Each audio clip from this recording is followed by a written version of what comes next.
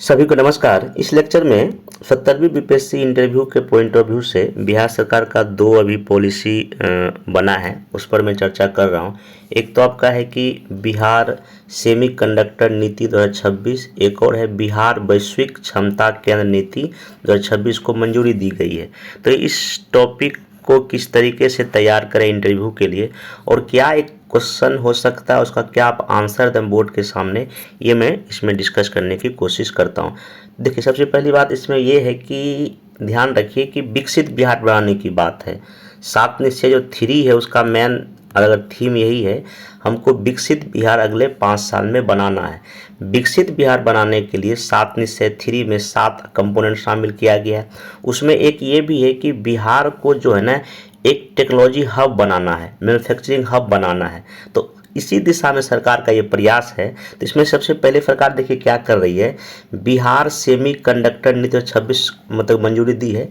इसका मेन देखिए यही उद्देश्य है कि बिहार अब सेमीकंडक्टर से जटिल और उच्च तकनीकी उद्योग की वैश्विक दौर में शामिल हो गया है। इसमें सरकार का निवेश और रोजगार का देखिए क्या क्या लक्ष्य है। इस नीति के माध्यम से राज्य में लगभग 25,000 करोड़ का निवेश और 2 लाख से अधिक डायरेक्ट या इनडायरेक्ट रोजगार करने का लक्ष्य रखा गया है। प्रमुख जो इसमें देखिए कार्य क्षेत्र देखिए क्या होगा, एक तो सेमीकंडक्टर का चिप डिजाइन करना है, फिर फैब्रिकेशन है, उसका असेंबलिंग करना है, टेस्टिंग करना है, मार्किंग करना है, पैकेजिंग करना है। तमाम चीज़ें मतलब कि सेमीकंडक्टर उद्योग से जुड़ा जो भी प्रमुख इसमें क्षेत्र है उन सबको इसमें सरकार ने शामिल किया है, ताकि जो है ना सेमीकंडक्टर का एक हब बिहार को बनाया जा सके। इसके लिए सरकार क्या कर रही है, एक तो प्रोत्साहन भी दे रही है और सब्सिडी भी घोषित कर रही है। भारत सरकार की सहायता के अलावा बिहार सरकार कैपिटल इन्वेस्टमेंट पर 60% तक जो अतिरिक्त सब्सिडी देगी। पूंजीगत सब्सिडी के साथ साथ सरकार जमीन भी देगी, बिजली मुहैया कराएगी, जल है, ब्याज अनुदान है, स्टाम्प शुल्क में भी छूट देने का प्रावधान इस नीति में किया है और यूनिट लगाने के लिए जमीन भी उपलब्ध कराई जाएगी। मतलब टारगेट बस यही है कि 2030 तक बिहार को इस क्षेत्र में आत्मनिर्भर बनाना और युवाओं को बाहरी राज्यों में पलायन करने से क्या करना है, रोकना। अगर इंटरव्यू बोर्ड में अगर ये क्वेश्चन पूछा जाए कि माइग्रेशन को रोकने के लिए बिहार सरकार क्या क्या प्रयास कर रही है, आप इस नीति का भी जिक्र आराम से कर सकते हैं। अब नेक्स्ट चलते हैं कि जो अगला जो नीति है बिहार आपका वैश्विक क्षमता केंद्र 2026 में देखिए क्या बात कही गई है। यह नीति मुख्य रूप से आईटी और सेवा क्षेत्र में वैश्विक कंपनियां, जो ग्लोबल कंपनियों को आकर्षित करने के लिए बनाई गई है।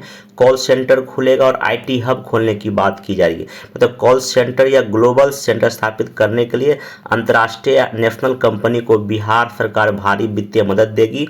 वित्तीय सहायता की जहां तक बात है, सरकार ने कहा है कि इस नीति के तहत अधिक कोई कंपनी बिहार में अपना सेंटर स्थापित करना चाहती है, उसको कुल पूंजीगत व्यय का 30% अधिकतम 50 करोड़ तक का जो ना अनुदान दिया जाएगा और इससे स्थानीय रोजगार को भी बढ़ावा मिलेगा। अधिक कंपनियां बिहार के मूल निवासियों को अधिक संख्या में रोजगार देती है तो उन्हें अतिरिक्त भी अनुदान दिया जाएगा। अन्य सुविधाएं जैसे कार्यालय खोलना या रिसर्च एंड डेवलपमेंट या अन्य जो भी आपका परिचालन खर्चों में भी सरकार सरकारी सहायता देने को तैयार है। तो ये दो नीति काफ़ी बड़ा इम्पोर्टेंट है। अगर आप पिछले कुछ वर्षों से देखेंगे, बिहार सरकार कई सारी नीति तो लागू कर रही है बिहार में, बिहार के ग्रोथ के लिए, लेकिन इस तरह का नीति इसके पहले नहीं आती। ये काफ़ी एक गेम चेंजर साबित हो सकता है बिहार जैसे कृषि प्रधान राज्य के लिए। तो ये दोनों पॉलिसी का जो इम्पोर्टेंट जो इसका जो क्या लक्ष्य है, क्या पर्पस है, क्या उद्देश्य है, इसको ध्यान रखिएगा बोर्ड के इंटरव्यू बोर्ड के पॉइंट ऑफ व्यू से। दूसरा बात जो है यहाँ पे और कुछ इसका लाभ देखिए, सिंपल सी बात क्या है, इंजीनियरिंग छात्रों के लिए बहुत ही अवसर है। बिहार में जिस तरह से हर एक डिस्ट्रिक्ट में आईटीआई कॉलेज है या आईआईटी है, एनआईटी जो कॉलेज जो है, तो उस दिशा में बड़ा अच्छा कदम है ये। बिहार के इंजीनियरिंग कॉलेज है, तकनीकी छात्रों का राज्य के भीतर ही चिप डिजाइन और इलेक्ट्रॉनिक जैसे क्षेत्रों में उच्च स्तरीय नौकरियां मिल पाएगी। सहायक उद्योग का भी विकास होगा, क्योंकि इससे जुड़ा हुआ जो भी और जो चीज़ें हैं वो भी जैसे सप्लाई चेन डेवलपमेंट होगा, लॉजिस्टिक डेवलपमेंट होगा, हॉस्टल या सर्विस सेक्टर में भी रोजगार के नए अवसर इसमें खुलने का चांस है। तकनीकी मानचित्र पर एक बिहार का नया पहचान बनने वाला है, क्योंकि बिहार की पहचान अभी तक एक कृषि प्रधान राज्य से अब तकनीकी केंद्र के रूप में हो जाएगी। आप इन सब चीज़ों का अगर बोर्ड के सामने एक दो की टर्म अगर बोल देंगे तो मेरे ख्याल से चीज़ें सही रहेगा। अब हम इसमें कुछ क्वेश्चन ले लेते हैं दोनों टॉपिक से। देखिए पहला क्वेश्चन इसमें ये कि बिहार जैसे कृषि प्रधान राज्य में सेमीकंडक्टर नीति लाने की क्या आवश्यकता थी। तो आप जवाब देंगे सर या मैम जो भी है कि बिहार की इकोनॉमी को गति देने के लिए केवल कृषि पर निर्भर रहना पर्याप्त नहीं है। सेमीकंडक्टर उद्योग भविष्य का नया तेल है जो स्वास्थ्य, परिवहन और संचार जैसे क्षेत्रों के लिए कहीं ना कहीं बैकबोन का काम करने वाली है। और सबसे बड़ी बात है, जहाँ तक हम पलायन रोकने की बात करते हैं, यह नीति हमारे कुशल इंजीनियरिंग युवाओं को राज्य में ही नौकरी देगी। इससे बड़ी बात और क्या हो सकती है। और इसमें चूंकि 25,000 करोड़ का निवेश से राज्य के राजस्व और औद्योगिक आधार में क्रांतिकारी सुधार होगा, ये बता सकते हैं। फिर इसमें क्वेश्चन बन सकता है कि बिहार में जो बेसिक इन्वेस्टमेंट कमी है, ऐसे में चिप निर्माण कितना व्यवहारिक है। उत्तर आप देंगे यह एक बात सही कि इसमें कई सारी चुनौतियां हैं, लेकिन सरकार ने इसके लिए बिहार सेमीकंडक्टर पॉलिसी 2026 में व्यापक प्रावधान किए हैं। इंसेंटिव की बात की गई है, कई तरह रणनीति की बात की गई, जो भी है इसमें आप इसमें ऐसे करके इसका आंसर आप दे सकते हैं।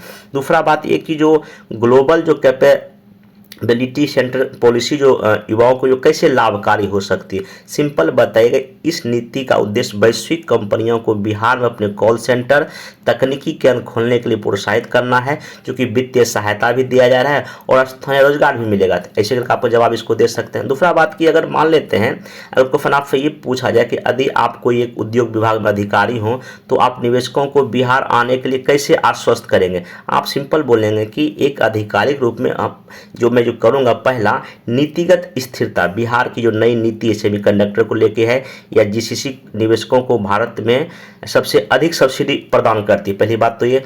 मानव संसाधन, बिहार में तकनीकी स्नातकों के बड़ा पूल है जिससे उन्हें सस्ता और कुशल श्रम मिलेगा। और प्रशासनिक सुगमता आप सुनिश्चित करेंगे, ऐसे करके आप सिंगल विंडो क्लियरेंस कराएंगे, तो ऐसे करके एक आधिकारिक रूप आप इसमें चीज़ें कर सकते हैं। अब नेक्स्ट जो है इसमें कि तो आप इसमें इतना अगर ध्यान रखें तो मोटामोटी हो जाएगा। बाकी देखिए एक दो टॉपिक और है जो कि काफ़ी चर्चा में है, जैसे कि बिहार में जो प्रति व्यक्ति आय है उसको जो है डबल करने की बात की जा रही है। तो अगर आप इसमें कुछ क्वेश्चन अगर पूछा जाए, देखिए टॉपिक को पहले समझ लीजिए कि बिहार सरकार का अगले 5 साल में लक्ष्य ये है कि प्रति व्यक्ति आय को हमको दोगुना करना है। इसके लिए हमको जो वार्षिक वृद्धि दर जो है लगभग 16 या 17% के आसपास आपको रखना पड़ेगा। वर्तमान स्थिति जो है ना पर कैपिटा इनकम का ये है कि बिहार में नेशनल लेवल से काफ़ी कम है। तो ये जो दोगुनी आय है यह क्यों एक कठिन लक्ष्य है। तो कठिन लक्ष्य इसलिए है कि क्योंकि हम लोग अभी कृषि पर अत्यधिक ही निर्भर है।